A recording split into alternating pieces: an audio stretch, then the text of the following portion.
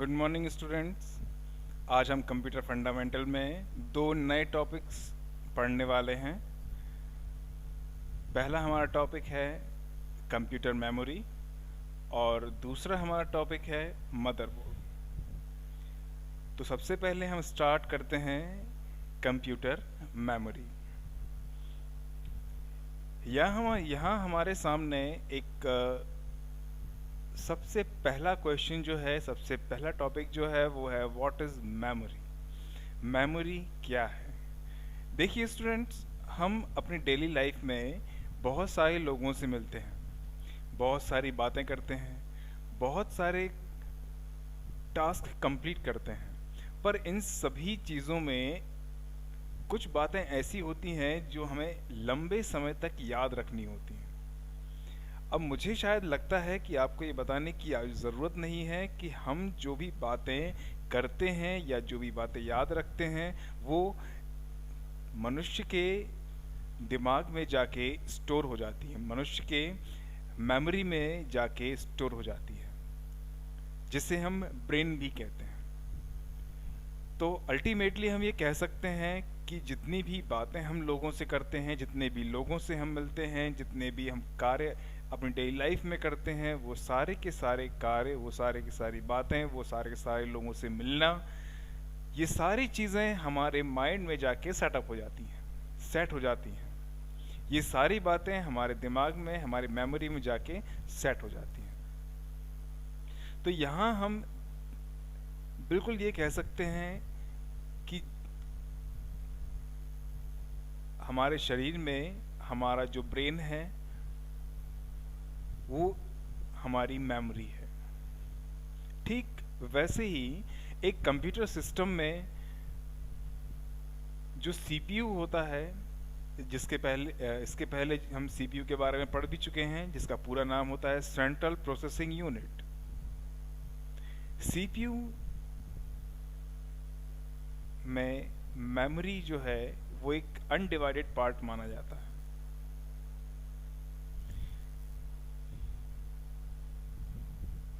एक यूजर जितने भी टास्क किसी सिस्टम पर बैठकर करता है, चाहे वो इनपुट दे या आउटपुट ले या किसी डॉक्यूमेंट को क्रिएट करे, ये सारे के सारे एक्टिविटीज़ जो हैं कि एक कंप्यूटर के सीपीयू में जाकर के उसकी मेमोरी में स्टोर हो जाती है।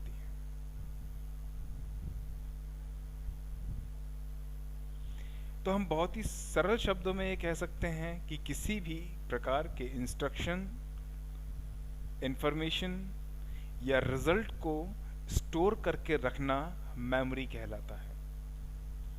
देखिए, जब एक यूज़र किसी कंप्यूटर पर वर्क करता है तो किसी न किसी इनपुट डिवाइस की हेल्प से वो इंस्ट्रक्शंस को एंटर कराता है या इनपुट देता है।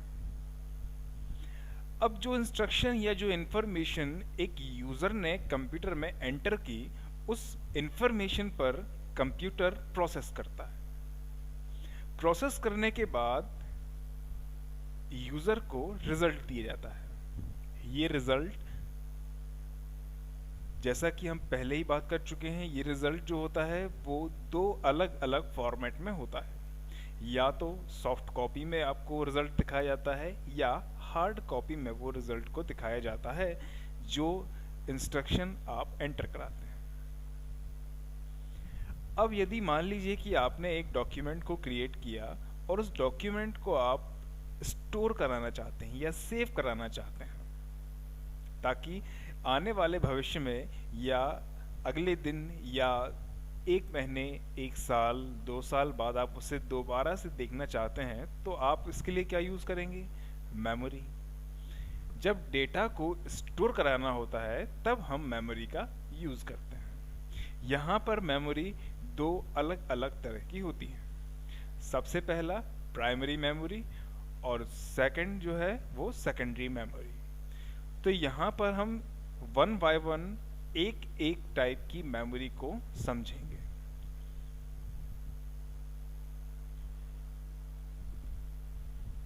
अब यहाँ पर हम समझते हैं कि प्राइमरी मेमोरी आखिर क्या होता है। देखिए, जो प्राइमरी मेमोरी होती है वो कंप्यूटर का सबसे इम्पोर्टेंट पार्ट माना जाता है,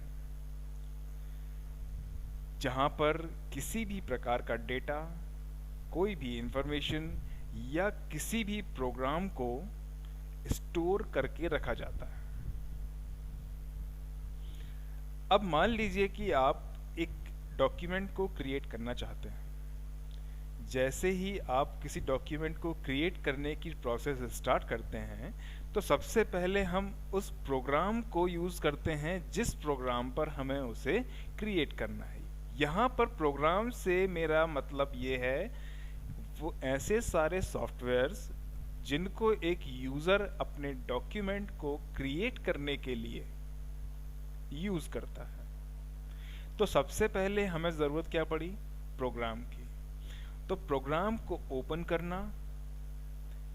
अब उस प्रोग्राम पर यूज़र द्वारा जो भी इंस्ट्रक्शन दिए जाएंगे, मान लीजिए कि मैं फाइल मेन्यू पर जाता हूँ, एडिट मेन्यू पर जाता हूँ, cut, copy, paste, bold, italic, underline, paragraph, justify, alignments, XYZ, आप जो भी एक्टिविटीज़ करते हैं, ये सारे की सारी एक्टिविटीज़ आप एक सॉफ्टवेयर पर करते हैं। तो सॉफ्टवेयर कब सही तरीके से काम करेगा? जब वो मेमोरी में सबसे ऊपर की तरफ आपको अपनी सर्विसेज देगा।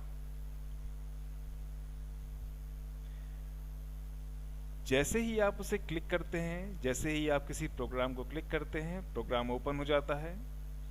तो ये जो प्रोग्राम ओपन हुआ है, ये प्राइमरी मेमोरी का यूज करके सबसे पहले ओपन कर दिया जाता है। अब प्राइमरी मेमोरी में एक सबसे बड़ी कमी जो है वो ये है कि इसमें जो भी डेटा हम स्टोर करते हैं वो अस्थायी तौर पर स्टोर किया जाता है। मतलब यानी कि जो भी आप डेटा एंटर कर रहे हैं वो अचानक से कंप्यूटर बंद हो जाने पर या लाइट गुल हो जाने पर या किसी भी कारण से, जिस कारण से आपका कंप्यूटर बंद हो जाए, ऐसे सभी कारणों से आपका डेटा लॉस हो जाता है। तो प्राइमरी मेमोरी ऐसी मेमोरी है जो सबसे मेन मेमोरी मानी जाती है। यूजर के किसी भी वर्क या किसी भी टास्क को कंप्लीट करने के लिए जहां से डेटा, इंफॉर्मेशन और प्रोग्राम तुरंत यूजर को मिल जाते हैं, उसे हम प्राइमरी मेमोरी कहते हैं। इसे हम वॉलेटाइल मेमोरी भी कहते हैं। इसमें हम जो भी डेटा को एंटर करते हैं वो डेटा केवल तब तक ही एक यूजर को दिखाई देता है जब तक कि कंप्यूटर ऑन है। जैसे ही कंप्यूटर बंद होगा, डेटा लॉस हो जाएगा। आगे बढ़ते हैं। अब यहां पर हम प्राइमरी मेमोरी के पार्ट्स के बारे में समझते हैं। मतलब प्राइमरी मेमोरी को कितने पार्ट्स में डिवाइड किया गया है। तो सबसे पहले हम यहाँ समझ लेते हैं कि ये प्राइमरी मेमोरी के मेन पार्ट्स कौन कौन से हैं। तो यहाँ पर देखिए आप, सबसे पहला पार्ट जो है वो है रैम, जिसे हम रैंडम एक्सेस मेमोरी भी कहते हैं। अब इस रैम को यहाँ दो अलग अलग पार्ट्स में डिवाइड किया गया, एक तो एस रैम और दूसरा डी रैम। अब जो सेकंड पार्ट है प्राइमरी मेमोरी का वो है रोम, जिसे हम बोलते हैं रीड ओनली मेमोरी। इसे भी तीन अलग अलग पार्ट्स में डिवाइड किया जाता है, जिसमें पहला पार्ट है पी रोम, ईपी रोम और डबल ईपी रोम। तो यहाँ हमने दो चीज़ों को देखा। सबसे पहले प्राइमरी मेमोरी का पहला पार्ट रैम, जिसका पूरा नाम रैंडम एक्सेस मेमोरी, और इसे दो पार्ट्स में डिवाइड किया गया, एस रैम और डी रैम। उसके बाद हमने रीड ओनली मेमोरी, जो कि प्राइमरी मेमोरी का सेकंड पार्ट है, इसे भी हमने देखा और इसे भी तीन अलग अलग पार्ट्स में डिवाइड किया गया, पी रोम, ईपी रोम और डबल ईपी रोम। अब हम सबसे पहले रैम को समझते हैं कि रैम आखिर क्या है। रैम, जैसा कि हमने अभी अभी डिस्कस किया है कि इसका पूरा नाम जो है वो रैंडम एक्सेस मेमोरी होता है। हम अपने कंप्यूटर सिस्टम में रैम का यूज़ करते हैं। ये जो रैम है ये क्या है? हमारे स्मार्टफोन्स में भी रैम का यूज़ होता है, पर ये है क्या? जब भी हम किसी मोबाइल शॉप पर जाते हैं तो हम बड़े ही अधिकार से ये बात करते हैं कि हमें 2 GB 2 GB 4 GB स्टोरेज वाले रैम स्टोरेज वाले स्मार्टफोन्स चाहिए। पर ये रैम है क्या, इसे हम समझते हैं। और यहाँ जो रैम है, रैम का पूरा नाम रैंडम एक्सेस मेमोरी है, जो कि एक पूरी तरह से देखा जाए तो ये एक टेम्परेरी मेमोरी है, जो केवल और केवल सिर्फ यही काम करती है कि आपके कंप्यूटर सिस्टम में या आपके स्मार्टफोन्स में जितने भी एप्लीकेशंस हैं, जितने भी प्रोग्राम्स हैं, जितने भी सॉफ्टवेयर्स हैं, उन सभी को बड़ी ही आसानी से ओपन करके यूज़र को दिखा सके। जब एक यूज़र कीबोर्ड या किसी भी इनपुट डिवाइस से डेटा को इनपुट कराता है तो उस डेटा पर प्रोसेस से पहले उसे रैम में स्टोर किया जाता है। अब सीपीयू आवश्यकता अनुसार यहां से इस डेटा को रिसीव करता है। रैम इस डेटा को या इस प्रोग्राम को अस्थायी रूप से स्टोर कर लेता है। अब यहाँ अस्थायी स्टोर करने से मेरा मतलब सिर्फ यह है कि जैसे ही आपका स्मार्टफोन बंद होगा, जैसे ही आपका कंप्यूटर बंद होगा, तो जितना भी डेटा आपको आपके स्क्रीन पर दिखाई दे रहा है वो तुरंत मिट जाएगा। मतलब हम ये कह सकते हैं कि यहाँ जो भी इंफॉर्मेशन हमें दिखाई देगी वो वोलेटाइल कंडीशन में होगी। आप मार्केट में जाते हैं कभी, अगर आपके पास कंप्यूटर सिस्टम अगर है तो आप उस कंप्यूटर सिस्टम के सीपीयू को कभी ओपन करके देखिए तो आपको समझ आएगा कि इसमें रैम के पोर्ट अलग अलग होते हैं। इन पोर्ट्स में 2 GB 4 GB 8 GB 16 GB अलग अलग तरह की रैम्स का हम यूज़ कर सकते हैं, जितना भी आप चाहें। तो यहाँ जो रैम है वो अलग अलग स्टोरेज के साथ में मार्केट में अवेलेबल होती है। अब यहाँ एक पर्सनल कंप्यूटर में आप रैम की कैपेसिटी तो बढ़ा सकते हैं, पर एक स्मार्टफोन में आप अपने रैम की कैपेसिटी को इंक्रीज नहीं कर सकते। तो यहाँ जो रैम है वो आपको अलग अलग स्टोरेज में मिलती है। सबसे पहले 4 GB 8 GB 16 GB 32 GB 64 GB 128 GB 256 GB etcetera. अब अगर हम पिछले स्लाइड पर अगर थोड़ा सा गौर करें तो हमने यहाँ पढ़ा था कि यहाँ जो रैम है वो दो तरह की होती है। तो सबसे पहली रैम जो है, तो यहाँ पर हम समझ लेते हैं कि रैम के पार्ट्स कितने हैं, कितने प्रकार से रैम को समझा जा सकता है। तो यहाँ पर दो अलग अलग तरह की रैम होती है। सबसे पहले एस रैम और दूसरी डी रैम। यहाँ पर एस रैम का फुल फॉर्म होता है स्टैटिक रैम, मतलब स्टैटिक रैंडम एक्सेस मेमोरी। हम नॉर्मली जिस रैम का यूज कर अपने कंप्यूटर सिस्टम में, अपने लैपटॉप्स में करते हैं, उन सभी में स्टैटिक रैम का यूज किया जाता है।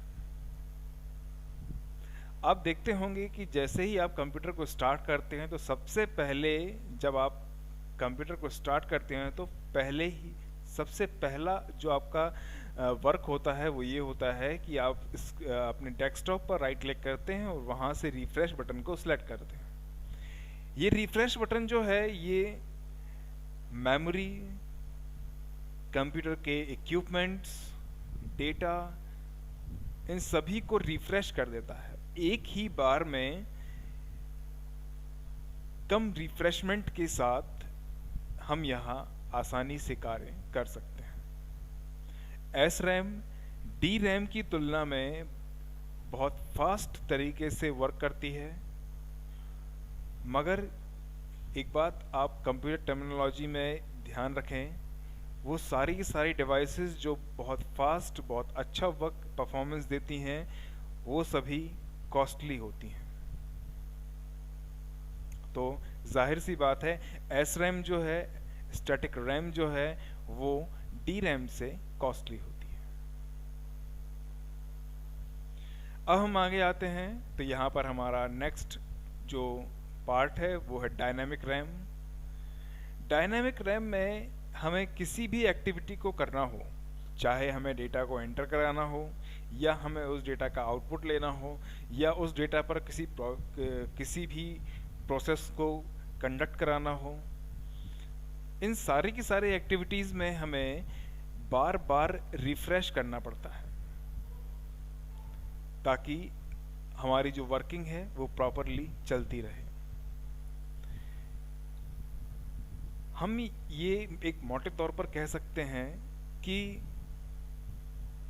एक बहुत ही शॉर्ट टाइम ड्यूरेशन में एक यूज़र को कई बार रिफ्रेश बटन का यूज़ करना पड़ता है। अब जितना ज़्यादा टाइम आप रिफ्रेश करने के लिए लेंगे, तो जाहिर सी बात है उतना ज़्यादा टाइम आपको अपने वर्क को परफॉर्म करने में लगेगा। तो इस तरह से हम ये तो कह सकते हैं, या हम ये समझ में आ गया होगा कि एस रैम जो है फास्ट होती है और कॉस्टली होती है, और डी रैम जो है बार बार रिफ्रेश करने के कारण ये सबसे ज़्यादा टाइम कंज्यूमिंग होती है, और जितना ज़्यादा टाइम कंज्यूमिंग होगी उसकी स्पीड, वर्क परफॉर्मेंस उतना ही स्लो रहेगा। अब हम आगे आते हैं और रोम के बारे में जानते हैं। रोम जो है वो उसे हम रीड ओनली मेमोरी कहते हैं। रीड ओनली मेमोरी मतलब ऐसी मेमोरी जिसमें यदि किसी भी डेटा को स्टोर कर दिया जाए तो उसे केवल और केवल एक यूज़र पढ़ सकता है, उसमें किसी भी तरह का कोई भी चेंज नहीं कर सकता। आपने कई बार देखा होगा, जब आप कंप्यूटर को स्टार्ट करते हैं या आप अपने स्मार्टफोन को स्टार्ट करते हैं तो बहुत सारी इंफॉर्मेशन निकल के सामने आती है। ऑपरेटिंग सिस्टम स्टार्ट होता है, कौन कौन सी डिवाइसेस कंप्यूटर में लगाई गई हैं, कीबोर्ड कौन सा यूज़ किया गया है, माउस कौन सा यूज़ किया गया है, कौन सा आउटपुट डिवाइस आपके कंप्यूटर सिस्टम में लगा हुआ है, ये सारी की सारी इंफॉर्मेशन आपको आपके कंप्यूटर स्क्रीन पर दिखाई देती है। ये सारी इंफॉर्मेशन जो आपको एक मॉनिटर स्क्रीन पर दिखाई दे रही हैं, आप चाह के भी उस इंफॉर्मेशन को एडिट नहीं कर सकते, उसे आप डिलीट नहीं कर सकते, उसे आपको पढ़ना ही पड़ेगा।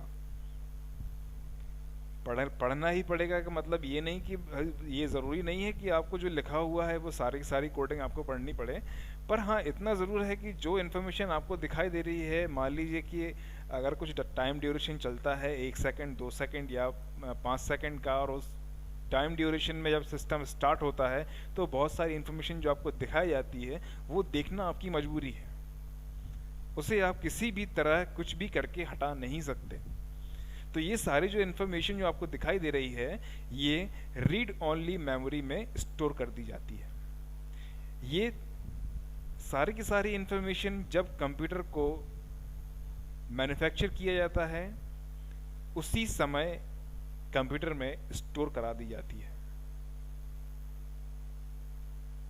और जैसे ही एक यूज़र कंप्यूटर को स्टार्ट करता है तो सारी इन्फॉर्मेशन वन बाय वन सामने आती है।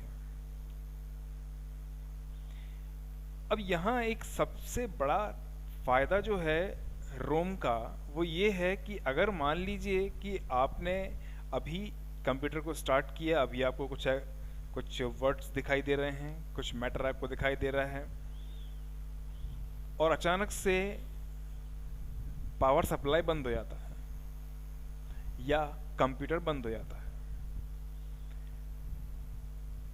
तो नेक्स्ट टाइम जब आप फिर से कंप्यूटर को स्टार्ट करते हैं तो वो सारी की सारी इंफॉर्मेशन दोबारा से आपको दिखाई देती है।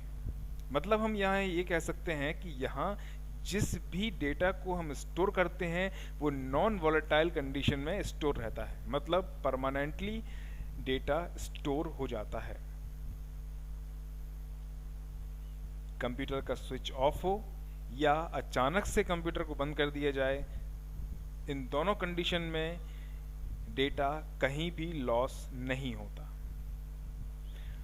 अब हम आगे आते हैं और रोम के टाइप्स समझते हैं।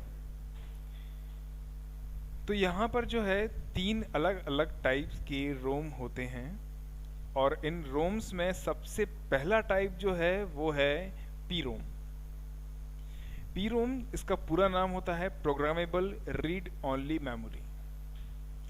मतलब ऐसी रीड ओनली मेमोरी या ऐसी रोम जिस पर प्रोग्राम आसानी से लिखा जा सकता है। प्रोग्राम लिखने का मतलब होता है कि वो सारी की सारी कोडिंग्स जो किसी कंप्यूटर को ऑपरेट करने के लिए या उसे चलाने के लिए ज़रूरी होती है, उन सारी की सारी इंफॉर्मेशन को स्टोर कराना। पर यहाँ पी रोम में एक सबसे बड़ा नुकसान ये है कि इसमें डेटा को एक बार जैसा लिख दिया जाए, मान लीजिए कि मैंने किसी स्पेलिंग को वहाँ गलत लिख दिया, तो वो स्पेलिंग जो है वो गलत ही लिखी रहेगी, उसे चेंज नहीं किया जा सकता। मतलब एक बार जो वर्किंग हो गई वो फाइनल हो जाती है। अब नेक्स्ट टॉपिक पर आते हैं, यहाँ है ईपी रोम। ईपी रोम का पूरा नाम होता है erasable programmable read only memory. अब इंसान जो है वो गलतियों का एक पुतला है। कहीं ना कहीं इंसान से कोई ना कोई गलती हो ही जाती है। तो जाहिर सी बात है, जब एक प्रोग्रामर किसी प्रोग्राम को राइट करेगा, उसे मेमोरी में स्टोर कराएगा, तो हो सकता है कि कोई स्पेलिंग गलत हो जाए, कोई प्रोग्राम गलत हो जाए, कोई कमांड गलत लिख जाए, कोई एक्सप्रेशन गलत दे दिया जाए। तो ऐसी सभी गलतियों को एक यूज़र ईपी रोम का यूज़ करते हुए बड़ी ही आसानी से उसे इरेज कर सकता है। मगर यहाँ जो याद रखने वाली बात है वो ये है कि डेटा को यहाँ हम इरेज तो कर पाएंगे, पर उसके लिए हमें अल्ट्रा वायलेट रेज की आवश्यकता होगी, जिसे हम हिंदी में पराबैंगनी किरणें बोलते हैं। अल्ट्रा वायलेट रेज का यूज करके हम लिखे हुए सारे डेटा को मिटा सकते हैं और उसे दोबारा से लिख सकते हैं। थर्ड पॉइंट है हमारा double EP ROM. Double EP ROM का पूरा नाम होता है electronically erasable programmable read only memory. EP ROM में जब हमने गलत लिखे हुए डेटा को मिटाया तो हमने वहां यूज किया अल्ट्रा वायलेट रेज। पर यहाँ जब हम डेटा को मिटाएंगे या जब हम उसे इरेज करेंगे, तब हम इलेक्ट्रिक पावर का यूज करेंगे। हम डेटा को मिटाने के लिए इलेक्ट्रिक का यूज करेंगे, लाइट का यूज करेंगे। इसलिए हम इसे electronically erasable programmable read only memory कहते हैं। बिल्कुल सरल शब्दों में अगर हम कहें तो यहाँ पर लिखे हुए गलत डेटा को मिटाने के लिए हम इलेक्ट्रिक का यूज करते हैं और उसे आसानी से मिटा सकते हैं। ये पूरी की पूरी प्रोसेस जो है वो मैग्नेट पर डिपेंड करता है। इलेक्ट्रिक पावर को यूज करते हुए डेटा को रेज करना और फिर दोबारा से नए डेटा को राइट करना। अब हम आगे आते हैं और हम यहाँ समझते हैं कि सेकेंडरी मेमोरी क्या है।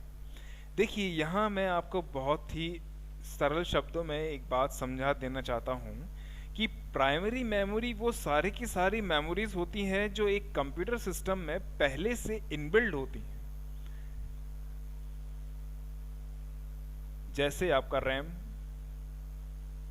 वो आपके सीपीयू में पहले से ही इनबिल्ड करके आपको दिया जाता है। कभी आप ऐसा नहीं सुनेंगे कि आप मार्केट से किसी कंप्यूटर सिस्टम को परचेस करके लाते हैं, खरीद कर लाते हैं, और उस कंप्यूटर सिस्टम में आपको रैम नहीं दिया गया, बाकी सब कुछ दे दिया गया। ऐसा कभी नहीं होता। तो ऐसी कंडीशन में यहाँ जो हमारी रैम होती है वो हमारी प्राइमरी मेमोरी होती है, और साथ ही साथ हमने पढ़ा रोम, ये भी हमारी प्राइमरी मेमोरी होती है। तो यहाँ प्राइमरी मेमोरी एक सेपरेट टॉपिक है और जो सेकेंडरी मेमोरी है वो हमारा एक सेपरेट टॉपिक है। अब यहाँ हम समझते हैं कि सेकेंडरी मेमोरी क्या है। तो सेकेंडरी मेमोरी कंप्यूटर का एक ऐसा पार्ट है जो कंप्यूटर में इनबिल्ड नहीं होता, पहले से कंप्यूटर में अटैच नहीं होता। इस मेमोरी का यूज हम केवल और केवल डेटा को स्टोर कराने के लिए ही करते हैं। अब यहाँ जो डेटा है वो अलग अलग तरह का हो सकता है, जैसे आपकी document file, MP3 song, videos, audios, softwares, किसी भी तरह का डेटा हम यहाँ सेकेंडरी मेमोरी में स्टोर करा सकते हैं। अब यहाँ सेकेंडरी मेमोरी को अगर हम बिल्कुल सरल शब्दों में समझना चाहें तो ऐसी सारी की सारी स्टोरेज डिवाइसेस जिनको हम एक सीपीयू में बाहर से अटैच करते हैं वो सभी सेकेंडरी मेमोरी में काउंट की जाती हैं। सेकेंडरी मेमोरी परमानेंट मेमोरी होती है। कंप्यूटर बंद हो जाए, कंप्यूटर खराब हो जाए, या कंप्यूटर से कोई डेटा डिलीट हो जाए, पर सेकेंडरी मेमोरी में स्टोर किया गया किसी भी तरह का डेटा ऑटोमेटिक तब तक डिलीट नहीं होता जब तक कि एक यूजर उस डेटा को रिमूव या डिलीट ना करे। एक यूजर जब चाहे भविष्य में कभी भी इन फाइल्स को दोबारा से ओपन करके देख सकता है। उसमें किसी भी तरह का अल्टरेशन, अपडेशन या कोई मॉडिफिकेशन आप करना चाहें तो बड़ी ही आसानी से कर सकते हैं। अगर आपको लगता है कि कोई फाइल बहुत पुरानी हो गई है, उसे डिलीट करना है, हटाना है, तो उसे आप आसानी से हटा भी सकते हैं। सेकेंडरी मेमोरी की जो स्टोरेज कैपेसिटी होती है वो बहुत ज्यादा होती है, और सेकेंडरी मेमोरी प्राइमरी मेमोरी की तुलना में बहुत ज्यादा डेटा को स्टोर भी कर सकती है। इस डेटा को आप आसानी से मूव भी करा सकते हैं। मूव कराने का मतलब है कि आप इसे आसानी से एक जगह से दूसरी जगह इसे ले जा सकते हैं। तो सेकेंडरी मेमोरी आप ट्रांसफरेबल भी होती है, जिसे आप ट्रांसफर भी कर सकते हैं।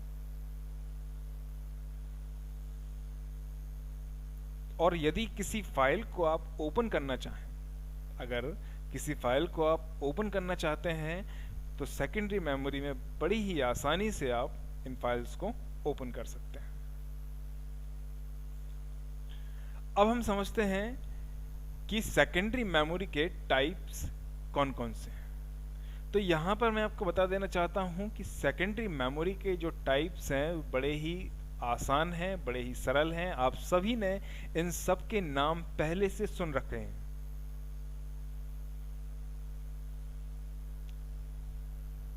इसमें सबसे पहले है हमारा फ्लॉपी डिस्क, दूसरा है हमारा हार्ड डिस्क, तीसरा है सीडी जिसे हम कॉम्पैक्ट डिस्क के नाम से भी जानते हैं, उसके बाद है हमारा डीवीडी, नेक्स्ट है हमारा मेमोरी कार्ड, जो हम अपने फ़ोन्स में यूज़ करते हैं, डिजिटल कैमराज में यूज़ करते हैं।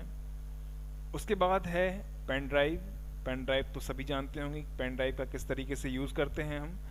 उसके बाद मैग्नेटिक टेप, जिप ड्राइव और मैग्नेटिक डिस्क। इन सभी को हम सेकेंडरी मेमोरी के टाइप्स मानते हैं। आगे आते हैं तो यहाँ हमें कुछ क्वालिटीज़ जो प्राइमरी मेमोरी की हैं ये यहाँ बताई गई हैं, और इसके ठीक बाद वाली जो स्लाइड आप देख पाएंगे उस स्लाइड में आपको सेकेंडरी मेमोरी की क्वालिटीज़ दिखाई देंगी। तो यहाँ पर आपका एक क्वेश्चन बड़ी आसानी से कवर हो जाएगा, जो कई बार पूछा जाता है कि प्राइमरी मेमोरी और सेकेंडरी मेमोरी में डिफरेंस क्या है। तो यहाँ इस क्वेश्चन को कवर करते हुए हमने क्वालिटीज़ ऑफ प्राइमरी मेमोरी और क्वालिटीज़ ऑफ सेकेंडरी मेमोरी के नाम से इसको डेवलप किया है। इसे आप difference between primary memory and secondary memory के लिए भी यूज़ कर सकते हैं। तो यहाँ हम देखते हैं कि पहला जो फर्स्ट पॉइंट है यहाँ पर दिया गया है कि यह जो मेमोरी है ये किसी भी इंफॉर्मेशन को अस्थायी रूप से वॉलेटाइल कंडीशन में डेटा को स्टोर करके रख सकती है। मतलब जैसे ही इलेक्ट्रिक पावर बंद होगा डेटा पूरी तरह से डिलीट हो जाएगा। सेकंड पॉइंट है यह जो मेमोरी है वो सेकेंडरी मेमोरी की अपेक्षा में महंगी होती है।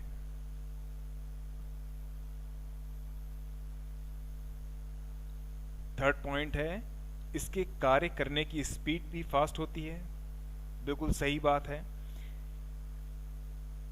अगर हमारे कंप्यूटर सिस्टम में हमने कुछ ऐसे सॉफ्टवेयर्स डाल के रखे हुए हैं जो काफ़ी साइज़ में बड़े हैं, जिनको ओपन करने में काफ़ी वक्त लगता है, तब अगर हमारी रैम ज़्यादा रहेगी तो ये जो सॉफ्टवेयर हैं बड़ी ही आसानी से ओपन हो सकते हैं। नेक्स्ट पॉइंट है यह हमारे सिस्टम में स्थायी रूप से लगी रहती है। प्राइमरी मेमोरी जो होती है वो हमारे कंप्यूटर सिस्टम में परमानेंटली लगी होती है। आप चाहें तो इसे बढ़ा भी सकते हैं, ऐड भी कर सकते हैं। नेक्स्ट पॉइंट है इसमें स्टोर की जाने वाली इंफॉर्मेशन को एक स्थान से दूसरे स्थान पर हम लेके नहीं जा सकते। नेक्स्ट, कंप्यूटर के एक्सेस टाइम को प्राइमरी मेमोरी अफेक्ट करती है। एक सॉफ्टवेयर को ओपन होने में कितना टाइम लगता है, एक फाइल को ओपन होने में कितना टाइम लगता है, ये डिपेंड करता है कि आपकी प्राइमरी मेमोरी कितनी है। नेक्स्ट पॉइंट है यह जो मेमोरी है वो इंटीग्रेटेड सर्किट के रूप में होती है। इंटीग्रेटेड सर्किट जिसे हम आईसी के नाम से भी जानते हैं।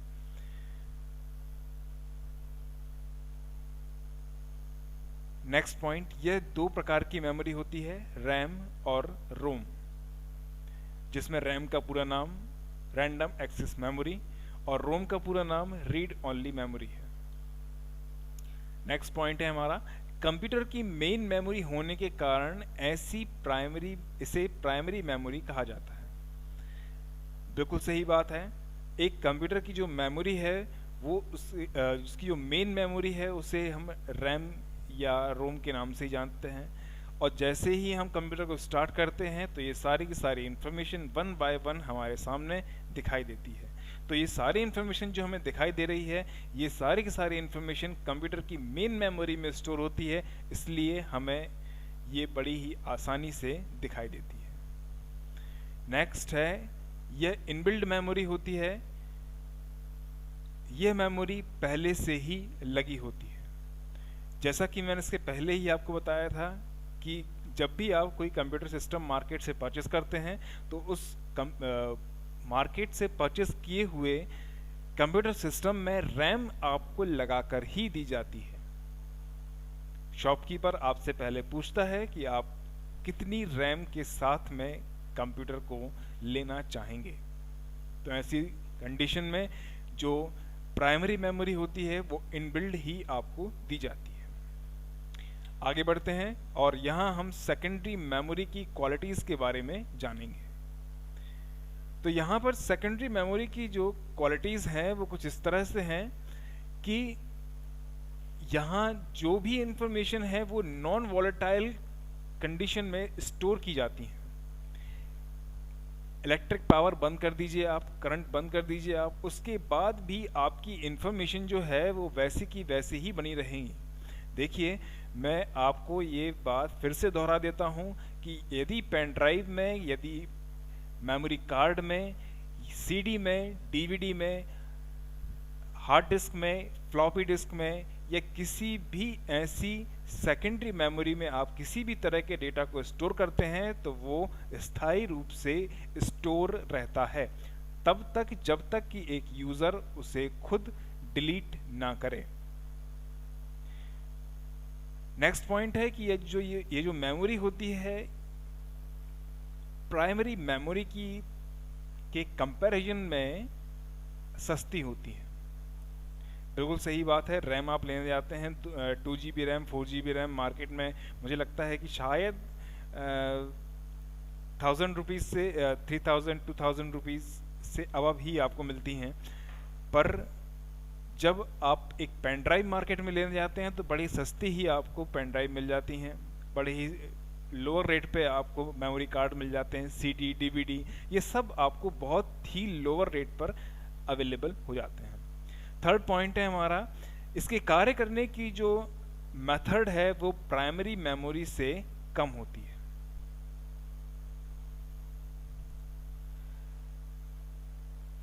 हम पेन ड्राइव का यूज या CD का यूज या DVD का यूज या फ्लॉपी डिस्क का यूज या किसी भी तरह की सेकेंडरी डिवाइसेस का यूज केवल तब ही करते हैं जब हमें किसी डेटा को स्टोर कराना होता है। मतलब ये ज़रूरी नहीं है कि आपके कंप्यूटर को स्टार्ट करने के लिए पेन ड्राइव की ज़रूरत हो, आपको प्रिंट देने के लिए पेन ड्राइव की ज़रूरत हो, ऐसा बिल्कुल भी नहीं है। नेक्स्ट पॉइंट है हमारा, यह मेमोरी कंप्यूटर में स्थायी रूप से नहीं लगी रहती। बिल्कुल सही कहा है, क्योंकि पेन ड्राइव को हम एक अपना यूज़ करने के बाद उसे आसानी से निकाल सकते हैं, मेमोरी कार्ड को भी हम बड़ी आसानी से निकाल सकते हैं, CD को भी हम आसानी से निकाल सकते हैं और DVD जैसे सभी डिवाइसेस को हम बड़ी ही आसानी से निकाल सकते हैं। इसमें नेक्स्ट पॉइंट आता है हमारा, इसमें स्टोर की गई इंफॉर्मेशन को एक कंप्यूटर से दूसरे कंप्यूटर पर ले जाना या ट्रांसफ़र करना बेहद आसान है। बिल्कुल सही कहा है, हम पेन ड्राइव में किसी भी डेटा को स्टोर करके एक कंप्यूटर सिस्टम से ट्रांसफ़र करते हुए उसे दूसरे कंप्यूटर सिस्टम पर आसानी से कॉपी पेस्ट कर सकते हैं। नेक्स्ट है कंप्यूटर, यह मेमोरी जो है वो कंप्यूटर के एक्सेस टाइम को अफेक्ट नहीं करता। मान लीजिए कि मैंने एक कंप्यूटर सिस्टम में पेन ड्राइव को अटैच किया हुआ है, तो अब जब मैं किसी भी प्रोग्राम को, किसी भी सॉफ्टवेयर को जब मैं ओपन करूंगा, किसी भी फाइल को मैं जब ओपन करूंगा, तो जो मेरी पेन ड्राइव है वो इन सॉफ्टवेयर्स को, इन फाइल्स को अफेक्ट नहीं करेगा।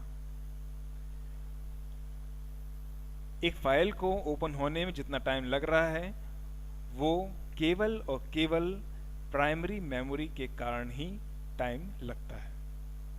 नेक्स्ट टॉपिक है हमारा,